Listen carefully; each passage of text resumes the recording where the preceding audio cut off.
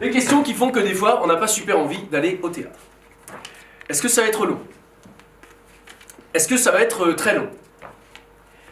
Est-ce que ça va être très long? Margaret! France! Je reviens du ministère! La ville est la proie des flammes! Non! J'ai voulu suivre Margaret! J'ai vu les hommes et les femmes courir cherchant qui a l'abri de fortune, qui a moyen de s'enfuir! Et il nous faut partir, Margaret! Et alors ce qui est génial, eh bien, c'est qu'après ce début fulgurant, l'auteur Heinrich Narr nous entraîne dans une véritable odyssée.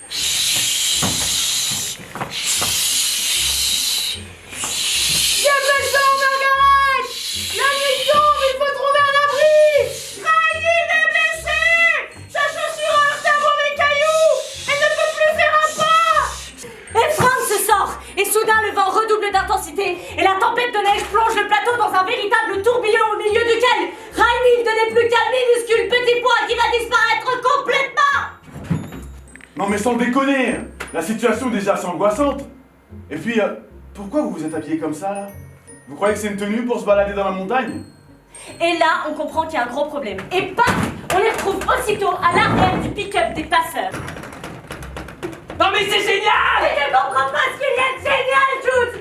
C'est juste complètement oppressant! Mais si, ça veut dire que c'était pas Reinhild qui a disparu, mais vous, qui avez changé d'espace-temps. C'est passé je sais pas quoi de dingue dans cette tempête de neige, mais ça vous a projeté 78 ans plus tard au même endroit, alors évidemment, bah, plus de Reinhild. Reinhild!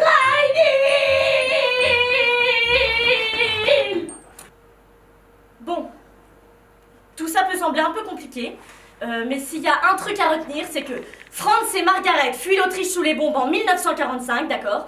Et ils se retrouvent en 2023 à cause d'une faille temporelle au milieu d'une Autriche à nouveau en guerre parce qu'un gros facho a pris le pouvoir. Je sais tout! Mais quoi tout? Tout! Mais quoi tout? Tout! Mais quoi tout? Tout! Elle m'a tout dit, vous dis-je! Mais tout dit quoi? Qui? Reinhild! Reinhild? Vous avez parlé à Reinhild? À travers un Apfelstrudel! Vous avez parlé à Reinhild à travers un Apfelstrudel? Et vous l'avez cru? Je n'aurais pas dû. Franz n'a pas le temps de répondre que soudain, bing, explosion à l'extérieur qui fait trembler tout l'appartement. Grand Dieu!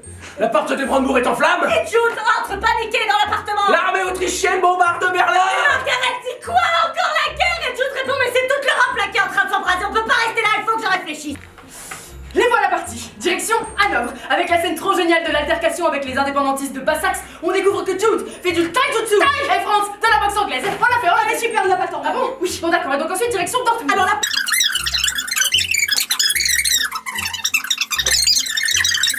Mais maintenant, il se retrouve devant une petite maison sur laquelle est inscrit 15 des pépitas. La maison de Pepita! Et Jude dit oh, mais c'est là. Que delicia, Pepita, este pastel está delicioso. Alors, je vous l'avais pas dit? C'est pas une tuerie?